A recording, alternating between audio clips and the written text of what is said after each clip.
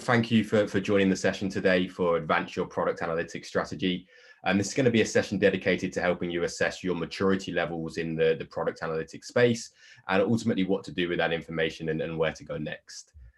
As a way of introduction, my name is Ross Walker. I'm a senior solutions engineer or consultant based at Mixpanel.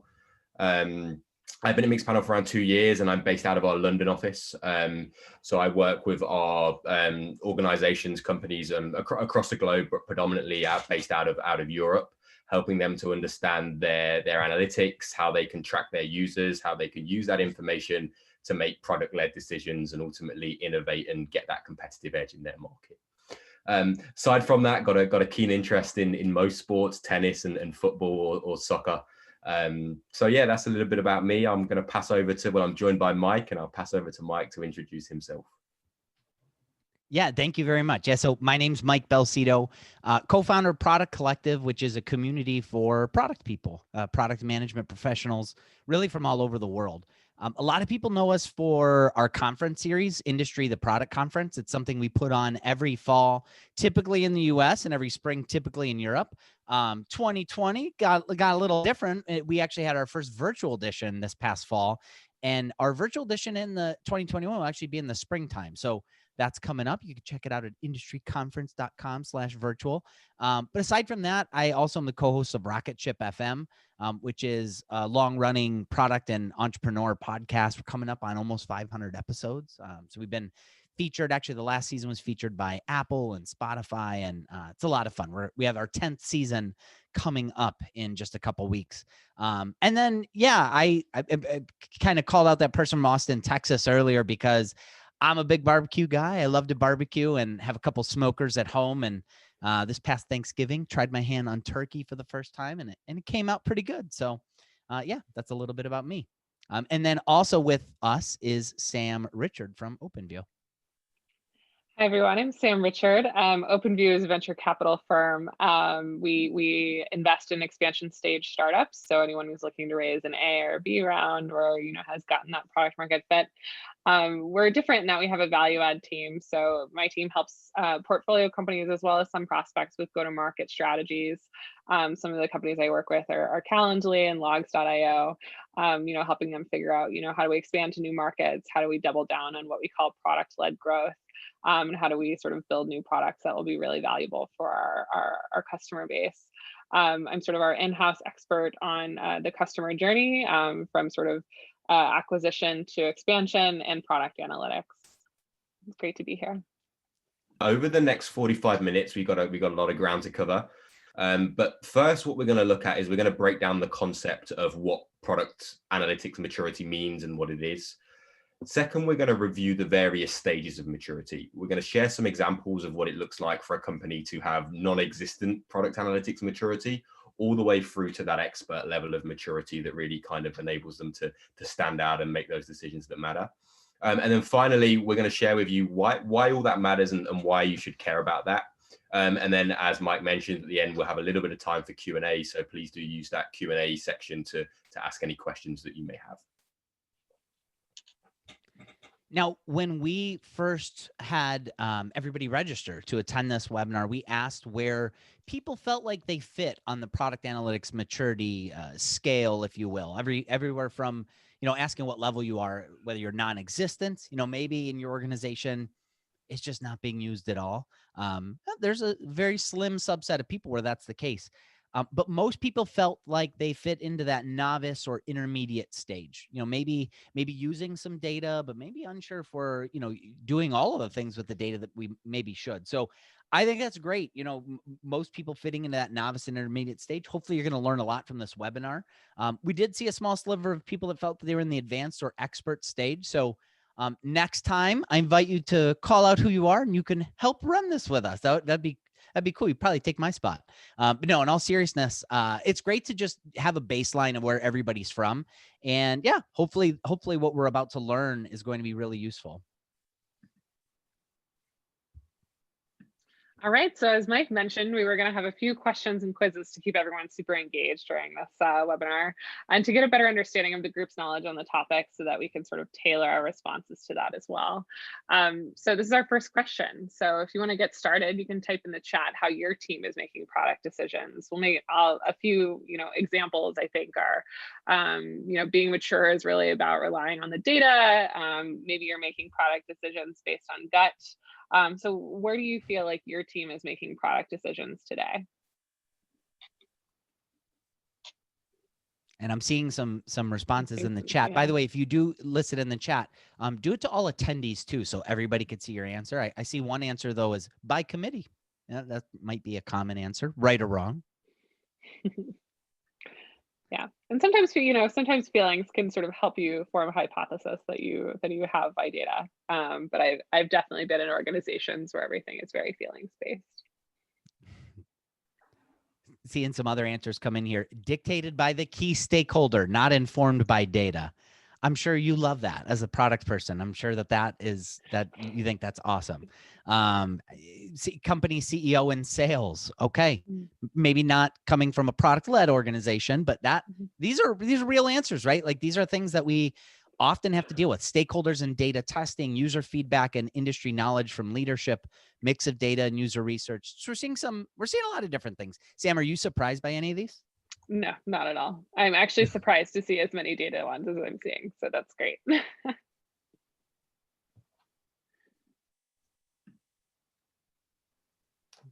Very cool. Keep those coming if you want to. Yeah, it is interesting seeing this from everybody. Well, I will move. Sam, I know that you also mentioned we have some quizzes, right? So we do. I'm gonna pop this up here. So which of the following in our quiz is actually not core to product analytics maturity? So if any of you have actually read through the product analytics maturity, A+ to you. But yeah, one of the answers could be data collection, depth of analysis, data visualization, or product metrics. And Mike, what is the answer there? We're gonna ask that question first and then we'll answer. Yeah, I happen to know only because, of course, I have all the information in front of me, right? But I'll see. I am interested to see what the votes come back here, and we'll see what it says. I think I have a good feeling about this group. I have a feeling that most people will get this one. But let's see what it says here. All right, maybe give a next couple seconds if you haven't given your vote in, and then let's see the results. We'll have the results pop up, and then I'll make the reveal, Sam, if that's all right with you. Go for it. All right. Let's see if we can have the results pop up here. They'll probably pop up any second here, and we'll be able to see how people voted. All right. I don't see the results, but if oh, here we go. Here we go. So over half of the people said data visualization, and then there was a few people kind of equal on depth of analysis, data collection. A little bit fewer people said product metrics. But guess what? Data visualization is the answer. That is the answer that we were looking for.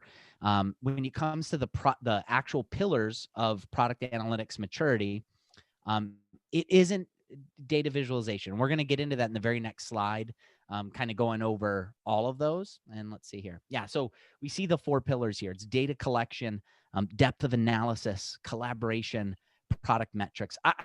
It's important to start at that data collection because really, I mean, that's where it all starts, right? So having the right data, being able to pull in the data in the first place, but having the right data, it's important. It's going to lead to all the other pillars, but also the depth of analysis, being able to inspect and segment and transform that data, going down into product metrics, not just your own individual metrics, but making sure that, hey, are there organizational wide metrics that are tied in?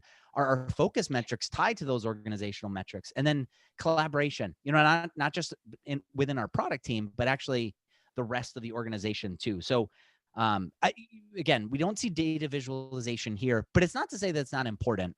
Ross, I'll defer to you here. I mean, I would imagine it's still important. It just doesn't happen to be one of the 4 key pillars. Is that right? Yeah, sure, absolutely. And I think that data visualization is very important, but I think ultimately when it comes to defining that level of analytics maturity, I think there are a few key areas that really kind of help you understand like what you can really make the most out of that data that you've been collecting, and how deep into that data can you go, and who can have access to that. The way you visualize that data is not really core and fundamental to how deep and what you can pull out of that data. And I think we will talk a little bit about, as we go through some of these individual steps, what the areas are that really help to define this, and where they maybe stand out in really helping you maybe advance where you feel like your level is in this maturity model. So I That's think great. we can start to look at some of these individual pillars in a little bit more depth. And I think, as Mike mentioned, that very much where this starts is with data collection. And how we've defined data collection is how you gather and track data to later be analyzed. But ultimately, I think that this area of data collection is something that is really going to impact where the ceiling is of that maturity level, where the ceiling is of those other three core pillars that we're going to go into a little bit more depth. But to talk about data collection a little bit, but ultimately it's the information, the events, the data that you're collecting and you're tracking about the users that are interacting with your platforms or those end products, right? And that information that you're able to collect there is what's going to ultimately impact how you can analyze and the questions that you can get answers to later down the line. There are a number of ways that you can go about doing data collection, from out-of-the-box solutions that track events by default. There are codeless tracking solutions that tend to track almost every action on a platform. And then there's also custom tracking solutions where you can think a little bit about what that analytics strategy is, and you can design that implementation plan that is aligned to those key metrics. And I think, like, talking about that last area there of the custom implementation plan, I think that's what really enables organizations to make the most of that data, and ensuring that the data that's being collected is aligned to those core KPIs and those metrics that really kind of move the needle for your organization. I think the final thing that I would add here, and just kind of talking about those codeless and out of the box solutions, it's very much steering away from a track everything analytics strategy, right?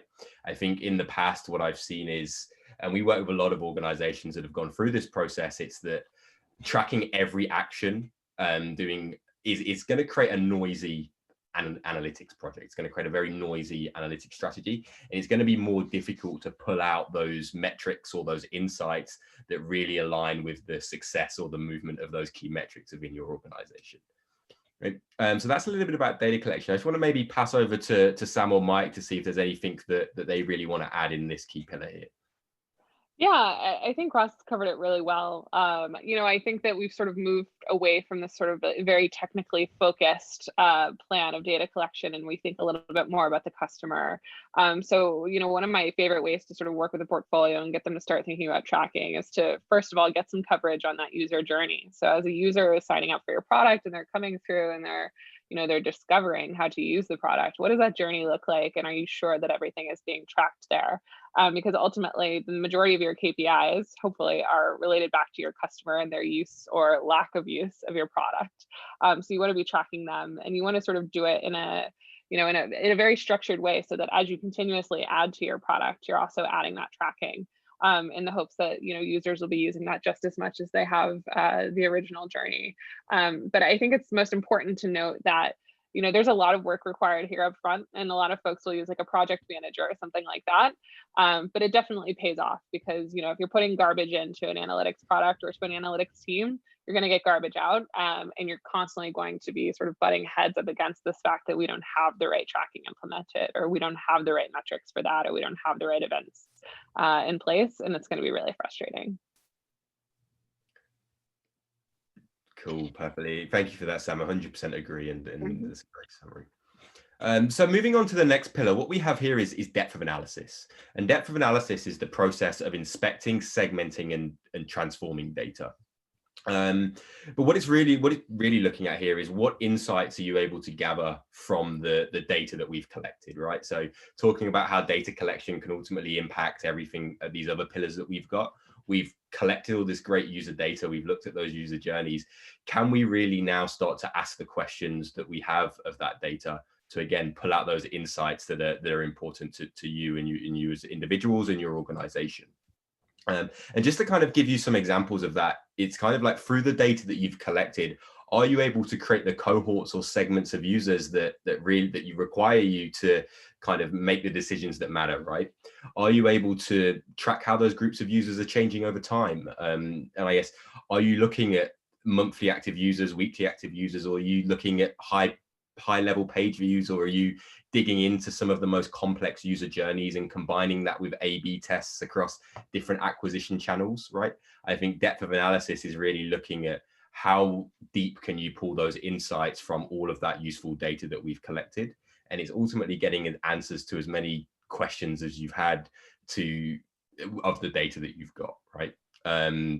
And we can talk a little bit about depth analysis as we start to look at the questions that you can ask in some of those maturity levels a little bit later on in the presentation.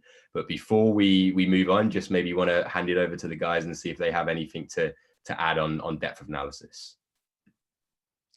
Sure. I mean, the one thing. Go ahead, I'm sorry, Sam. No, sorry, Mike, go ahead. I'm sure your insight will be much more impactful anyway. All I was going to say is that, it's one thing to have the data, but it's really underrated to analyze that data. You can have all the data in the world, but unless you're actually analyzing it and pulling out the insights the right way, you're not going to be able to make more informed decisions. So maybe it's, of the 4 pillars, might be one of the more underrated pillars. That's all I was going to add. Sam, I definitely will turn it over to you. Yeah, and I mean, depending on sort of the industry that you're in, if you're in e-commerce or if you're in software, there are definitely some best practices in terms of the depth of analysis. One of my biggest pet peeves when I'm interviewing candidates is our assignment is a churn analysis, and never do like sort of a cohort-based analysis of that, which seems very standardized. So I would recommend sort of a better understanding, how is this typically done in my field or in my industry, and how can I sort of build upon that with my particular product? I think that's great.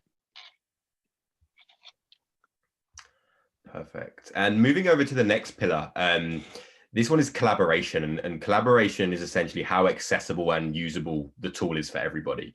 And this is something that I spent a lot of time talking about with organizations as part of Mixpanel. But time and time again, I see insights, I see data, I see answers to questions locked behind this barrier of data analysts or technical knowledge. And I find that a lot of the times there are these complex BI tools in place, and they're great for answering certain types of questions and analyzing certain types of data. But I found that actually they're not the most accessible. Skills like SQL and training courses on these tools are very much required to get the most value out of the data when you're leveraging a lot of these more complex tools.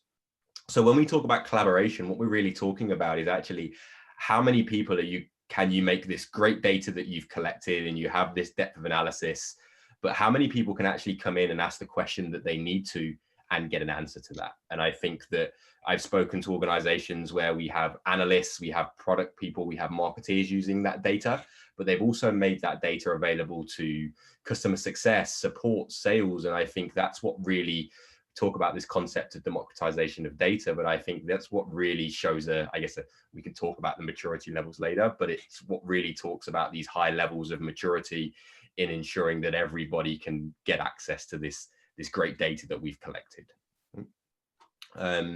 So again, Sam, Mike, anything to add there? And I think that'd be great.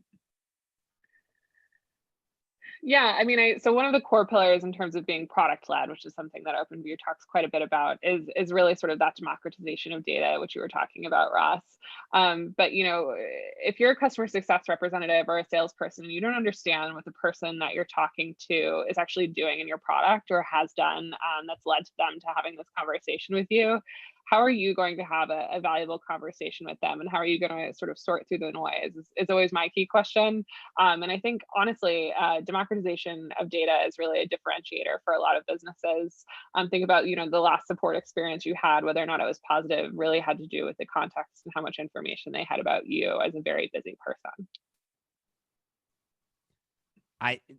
That's great. Well said. And it's like, even if we as product team members, believe that our product team is so, you know, up to speed when it comes to these product analytics maturity levels that we're going to be talking about.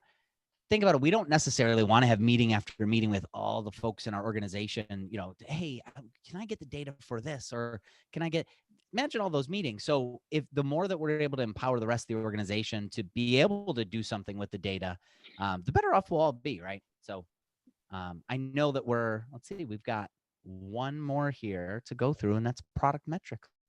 Yeah, thanks, Mike. And yeah, just to summarize product metrics, but product metrics are essentially indicators of success measured from data. And essentially having product metrics is great, right? But if there's not a vision or a strategy around how those metrics are leveraged, then I find that teams cannot be aligned. And I guess analysis doesn't really come back to those core metrics that move the needle for your organization, right? We could spend a huge amount of time talking about how to select product metrics and how to align those to your key metrics. But unfortunately, we're not going to have the time to do that today. Luckily, we've got a guide on the subject called A Guide to Product Metrics. You can find that over at mixpanel.com/resources. But I also believe we're going to drop a link to that in the chat as well. And this is a great guide for helping you understand what is your focus metrics, so that metric that really aligns to your organization. What are the essential metrics that feed into that, maybe across activation, engagement, retention, and then how does that then kind of split out into other metrics? But using this framework, it really helps you define what is important to you. And again, this can feed back into data collection. It can feed back into depth of analysis and collaboration. So again, we've dropped that link in the chat, and please feel free to check that out. I highly recommend that. But yeah, before we kind of wrap up on these four key pillars of maturity, just want to see if Sam maybe has anything to add around the product metrics at all. Yeah, I think from a sort of a business leadership perspective, product metrics is one of the most important things that you can do from your business from the ground up. You know, some of the best in breed businesses that I've seen have a real natural hierarchy and an upward flow of impact of their sort of level 2 metrics all the way back up to their focus metrics. As individuals, we also sort of want numbers to hit. We want to be told, like, how can we actually move the needle on this business? So any sort of metrics you're putting in front of your employees or your company should really be aligned to that focus metric. And if the answer is no, it's not aligned to my focus metric, you know, that setup is going to really help you advance your product analytics maturity and your leadership within your organization as well. Perfect. Thanks, Sam. And I know we said we would wait for Q&A till the end, but I've just seen a question come in the Q&A from Luke. And it just kind of mentions is, do we have some sort of matrix to determine which data should be a priority? Again, if you refer back to the product metrics report, we have some examples in there of kind of data across different industries. But again, I think that guide will do you great in helping you define what some of those priorities are for you as an organization, and hopefully give you some examples of other organizations and how they've built out their product metrics framework as well. Excellent. Well, I think it is another pop quiz time here. Kind of keep the quiz show going. And I'm gonna hit you with this question. We'll see it pop up in a poll very shortly. But product maturity comes in stages, and progressing is sequential, but not necessarily consecutive. So what that means is we can move along, but we don't necessarily have to go in exact order. We could skip over levels. Do you think that's true? Do you think you can skip over levels, so to speak? If you do, mark that as true. If you don't, mark that as false. And I'll give you some time to go through with that. And if you think about it, it's like, hey, high school, you know, going through high school, you know, you usually have to do that in consecutive steps. For most people, for me anyway, you know, you take it one step at a time. You don't really skip over levels. I suppose you could skip over a grade, right? But there could be other things where, you know, mastering something, maybe you do skip over. So what do we think about that when it comes to product analytics maturity? Is it true that we can skip levels, or is it false? So let's see. If you haven't voted yet, go ahead and do that. And maybe in just a few seconds, we'll see what you all believe to be true here. All right. It looks like 2/3 of people think that that's true. That is true. Yes, we're going to move in sequential order, but we can skip levels. It's not necessarily consecutive. A third of you say, no, we need to go level by level by level. Well, the good news is it is possible to skip levels. You actually don't necessarily have to crawl before you run. So what that means is if we're starting off in stage 0, and we'll talk about what stage 0 looks like, there are certain things that we can do, we can set ourselves up for, so that we might be able to skip right to stage 3. We might be able to get to that expert level in a much shorter time frame than we would have thought. So that's good news here. I'm curious, when you see this, Ross and Sam, did this surprise you? And, why do you think there might be this myth where, like, hey, no, you have to go level by level by level? What do you think? Maybe Ross, I'll start with you, but I'd love to get your thoughts on it. Sure. Like certainly I think that, like, very much so. I think that, like, initially you think you have to go forward in these stages, but I think it's so easy to start collecting data about your users. And once you've started to collect that data, really the you can start to ask more complex questions of that data as they relate to you, right? There's really no need to start to look, and we can look a little bit later at the types of questions and how they relate to these individual levels. But if you have very complex questions about your users today, you have the right data and you have the right tools to get access and get answers to that.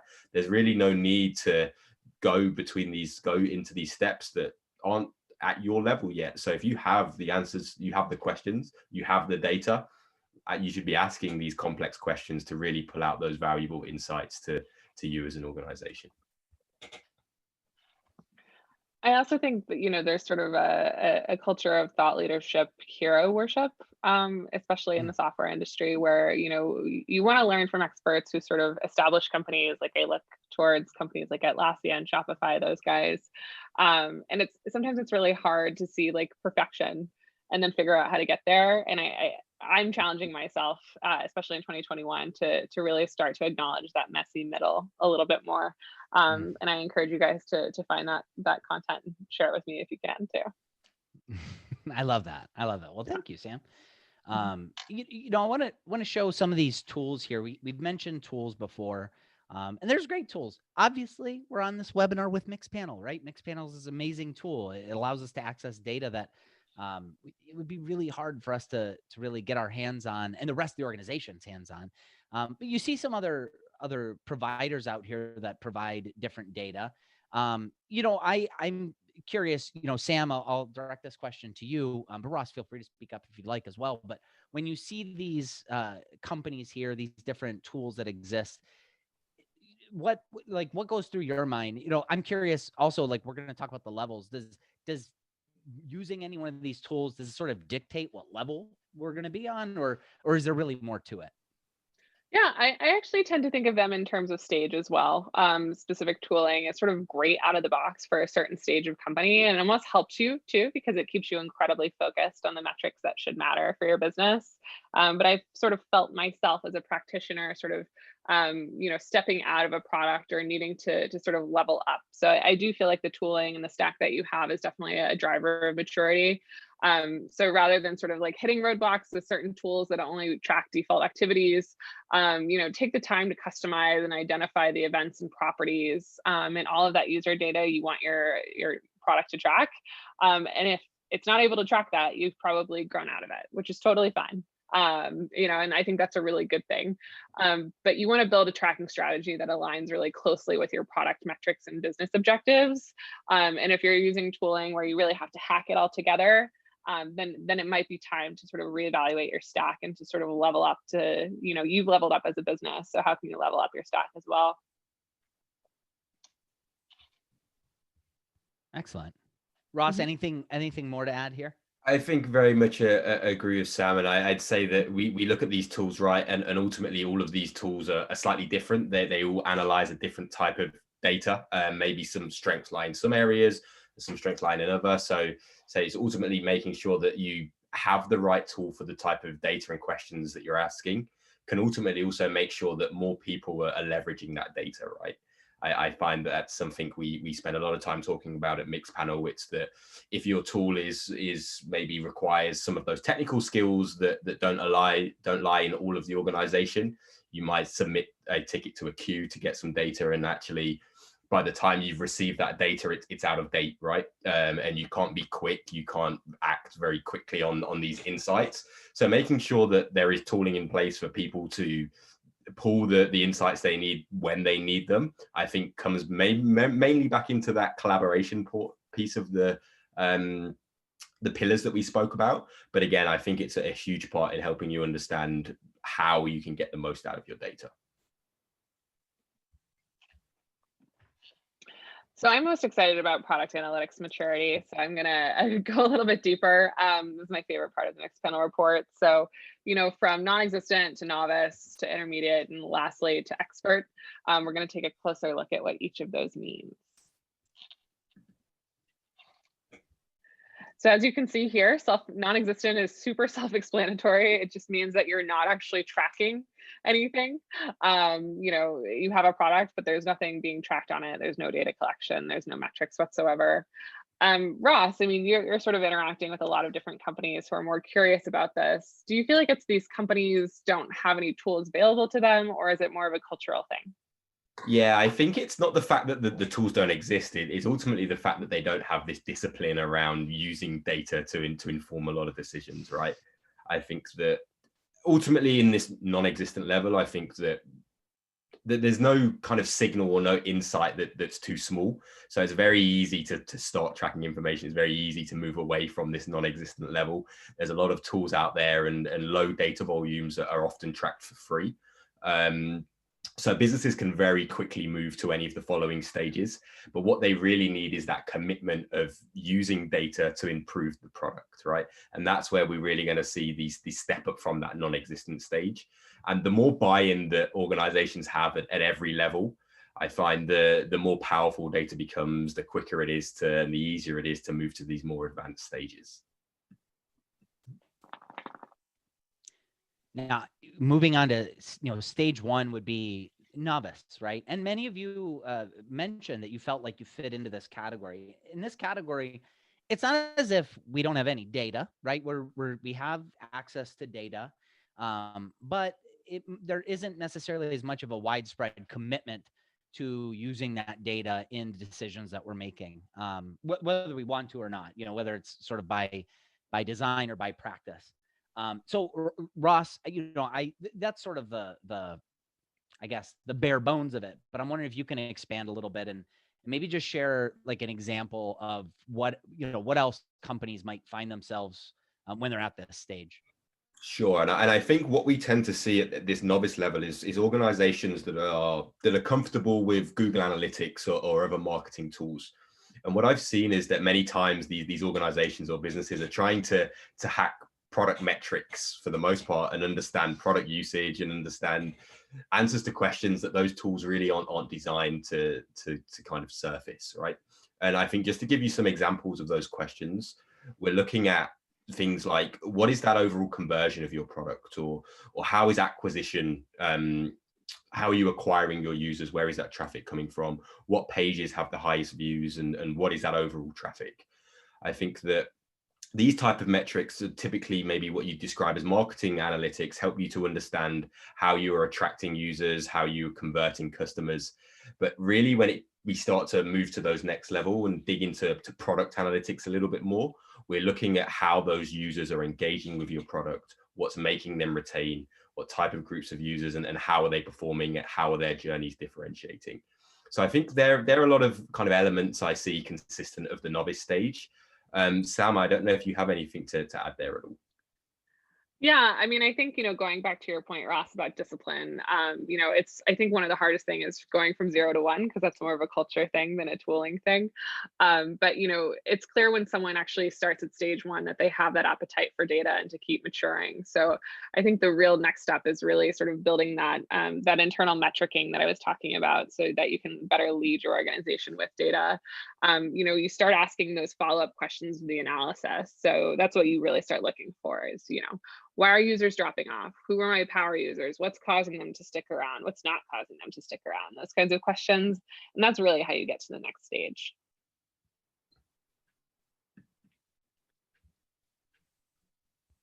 Have you guys seen any companies that are sort of in the novice stage? Or are you guys sort of like holding back on judgment?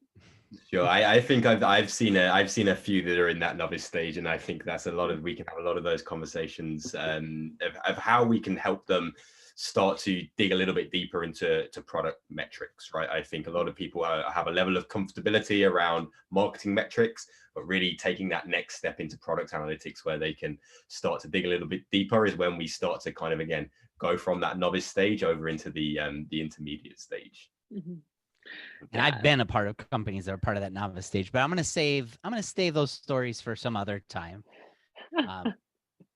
And now I know that we have stage 2 is an intermediate stage. I'll leave this to you, Sam. Yeah.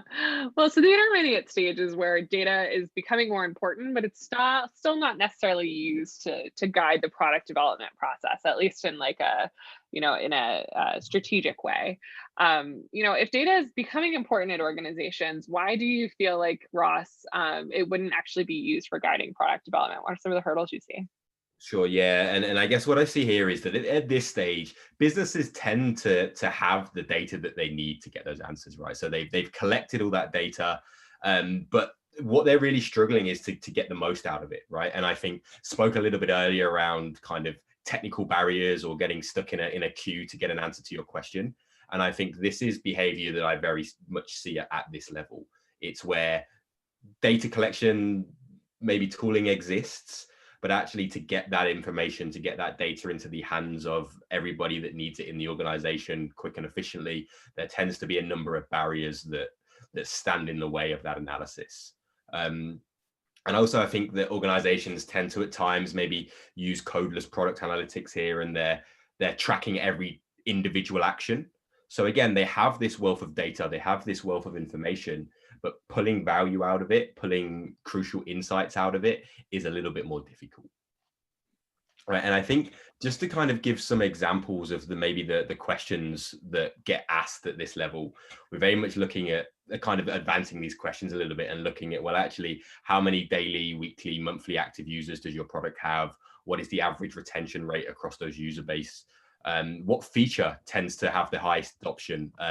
We worked with Uber to help them understand kind of single ride versus group ride adoption, and a few organizations, and starting to look at I know user journeys are very important to you, Sam. So starting to really dig into those user journeys and understand where funnel drop off is occurring across different cohorts and different demographics of users. But again, we're really starting to dig into the data a little bit more here to pull out those insights that are important. Yeah.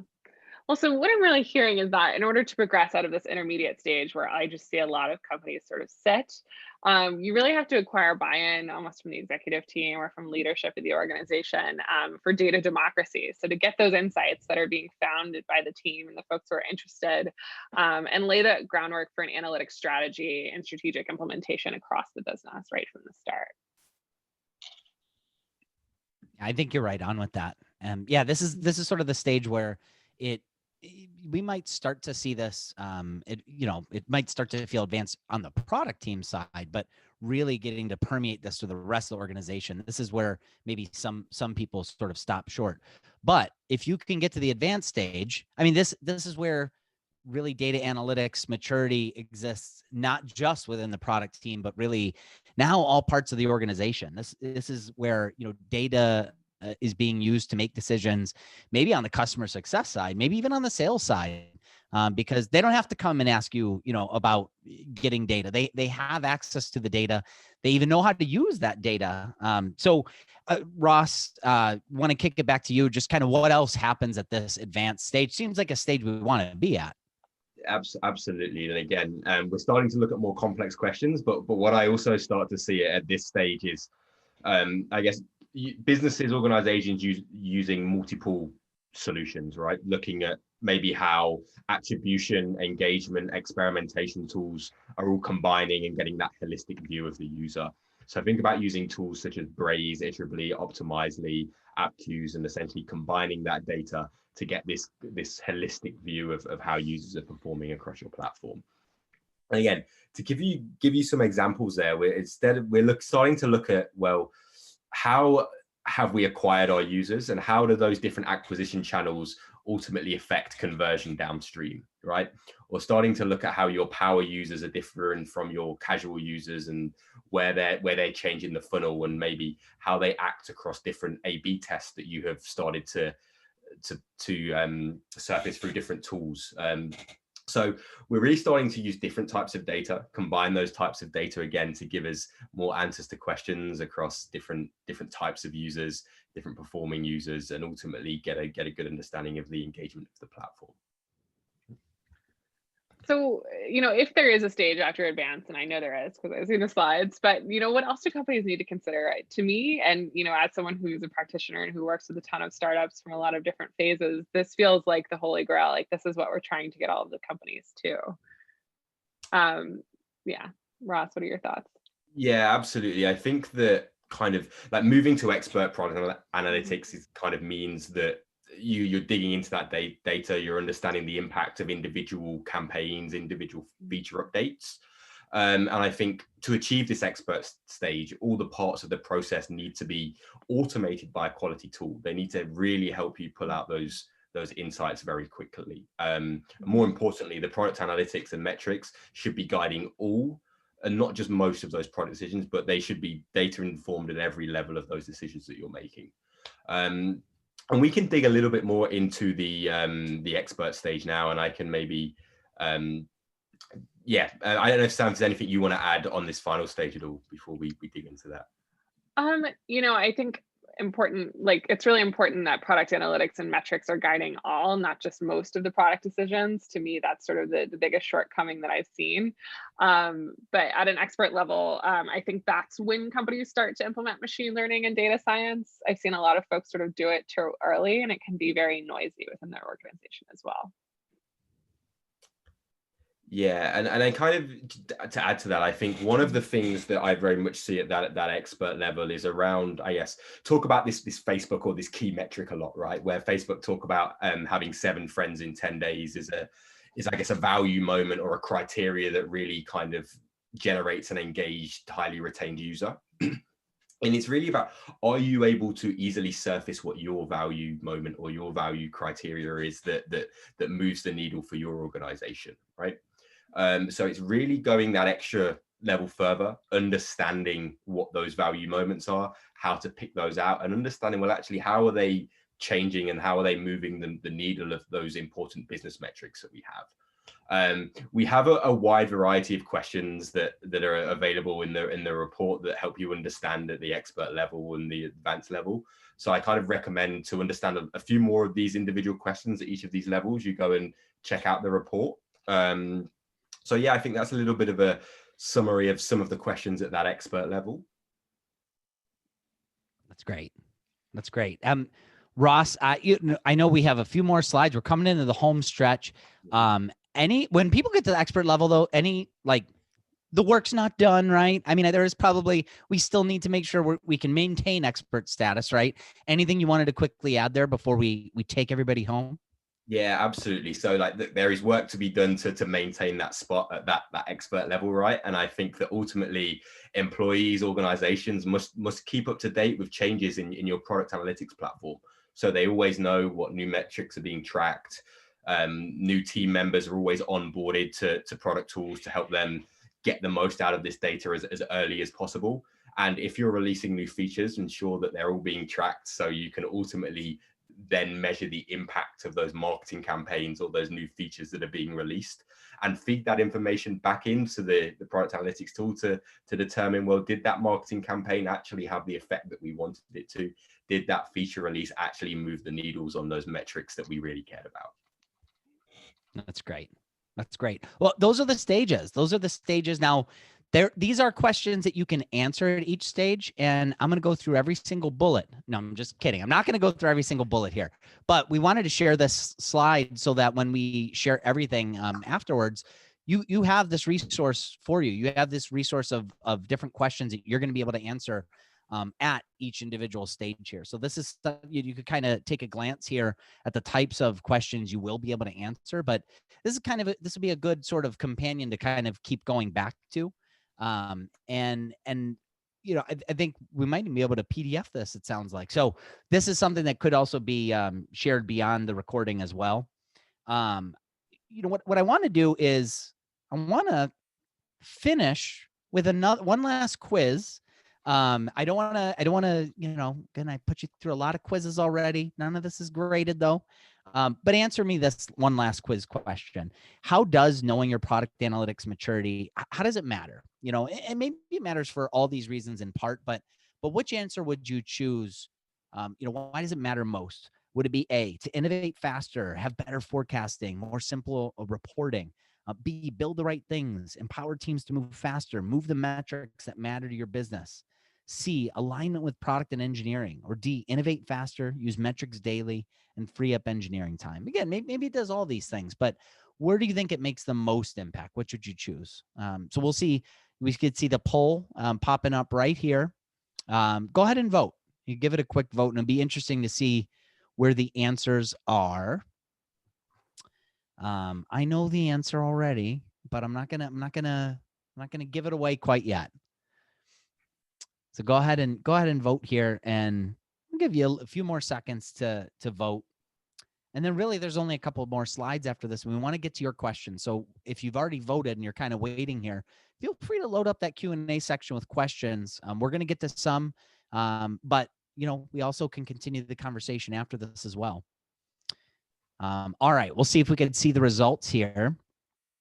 Why does knowing your product analytics maturity stage matter? Overwhelmingly, people got the right answer here, right? It's to build the right things, empower teams to move faster, move the metrics that matter to your business. So that's great.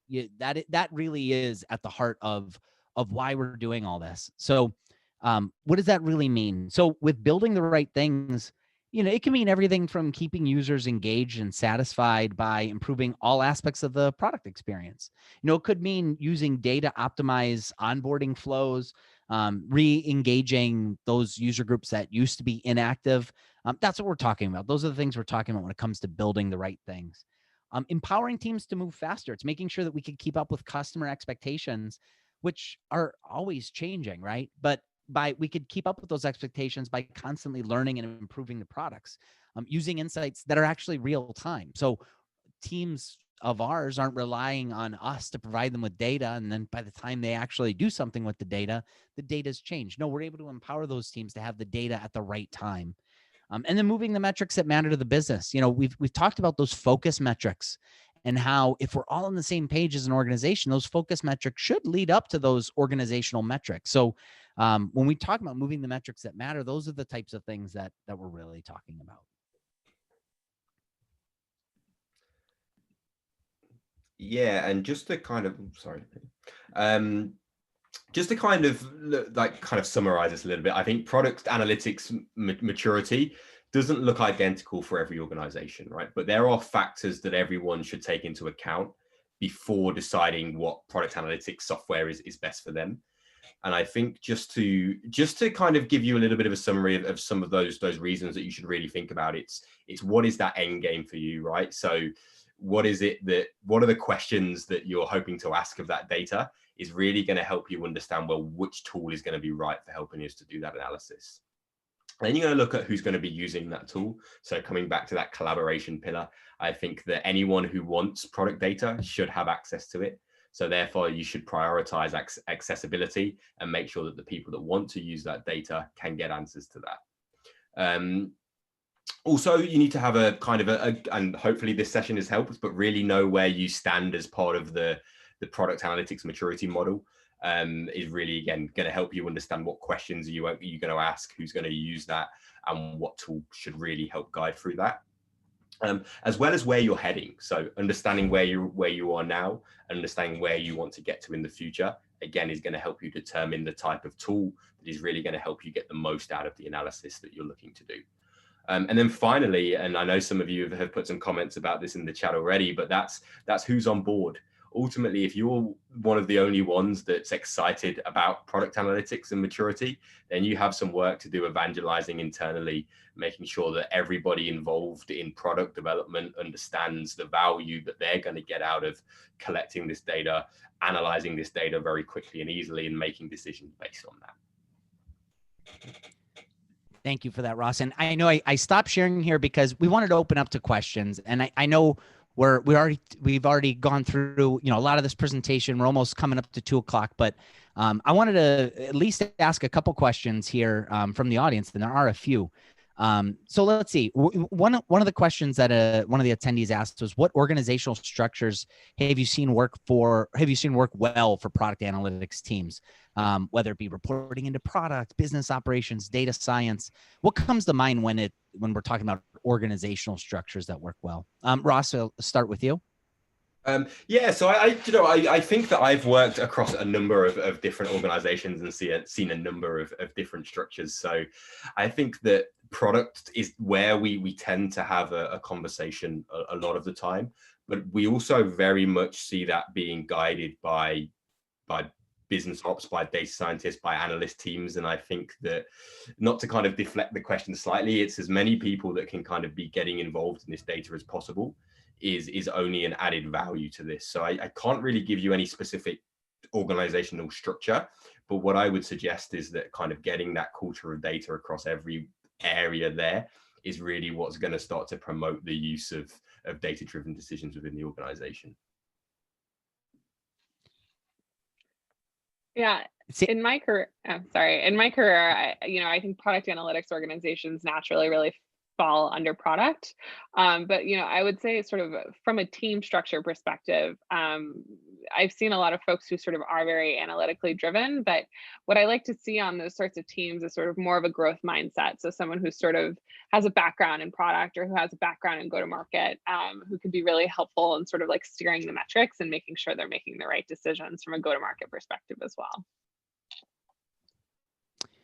Great. Let's see. I'm going to take a couple other audience questions here. One of the questions, Ross, this one could be for you. They're curious if Mixpanel had a preferred or recommended metrics framework. I mean, we've obviously gone over product analytics maturity, but could you speak to that a little bit more? Yeah, again, I think that there is a very well fleshed out report based on the Mixpanel website, but I think that really talks through the process of how to define this single focus metric that you care so much about, that moves that metric for your needle. And then it breaks that down into a number of subcategories, which then kind of lend itself well to the events and properties about your users that flow into that. But following that process, following that guide is a very well thought out method to building an analytics strategy that, again, aligns to the metrics that are important to you. And that means that data collection side of things becomes a lot easier. It becomes a lot more useful to the end users trying to pull insights out of that. And it enables you to, again, get the most out of the tooling, get the most out of the data that you have. So again, we could spend a long time talking about the product metrics report, but what I'll do is I'll push you over to the chat. It's all there, read through. It also has some great examples about specific industries that can hopefully guide you along that process as well. That's great. Yeah, I saw that report was just put again in the chat. So you could check that out there, right in the chat for everybody. We touched on this a little bit, but maybe, again, it kind of came up again here. So I'll ask the question. How do you determine the best metrics to track for your business so you get quality data rather than just a large quantity of data? And this is, probably one of those things where it's like, well, it depends on the business for sure. But how do you, it is something that people struggle with. So how do we get to the heart of this one? Do you want to take this one, Sam, or I'm happy to answer? I think you can go first. I have to formulate this one better. Yeah, so there's a number of ways that you can tackle this. I think, first of all, like the industry that you're in, the vertical that you're in is something that's really going to define what type of metrics are important to you. But ultimately, that metric is something that needs to move the needle somewhere across the organization, right? And I think it's very difficult for me to kind of, without knowing industries, without knowing verticals, kind of comment on what that is. But it's kind of defining that single piece of information that ultimately determines the success of the platform. and then going through the product metrics framework with that focus metric in mind is going to help you define the events, the structure of your analytics that is really going to like provide value, right? And ultimately anything that's not included in there, you need to kind of have a hard think about, should you be tracking that, because it doesn't lend itself to those key KPIs or key metrics that drive your organization. And I think you do have to be very disciplined in knowing what to track. It's very easy to go in and track every individual action on a platform, and I've seen it happen a lot of times. But I think it's just a case of making sure that you remain disciplined in the framework that you build out when it goes through to an implementation, and ensuring that everything is usable. We also, speaking about Mixpanel specifically, we also have a wide variety of tools that allow you to manage that data directly in the UI. So again, making sure that data is as usable as possible by the people that are interacting with it is something that, again, goes a long way to making sure that the data that you have collected about your users really aligns to your metrics, and your organization can use that to really dig into those challenges, those user journeys that you care about. But again, everything's always going to align back to that focus metric that moves the needle for your organization. But again, I'm going to say it one more time, the guide to products metrics is a great guide at helping you go through that process and really kind of take your time and go through it. And at the end of it, hopefully you will have a bit of a better insight about how to track those metrics that align to you.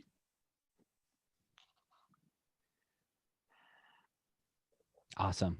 Sam, was there anything more that you wanted to add on to that one, or do you feel like we covered that well? No, I think we covered it well. Awesome. I agree.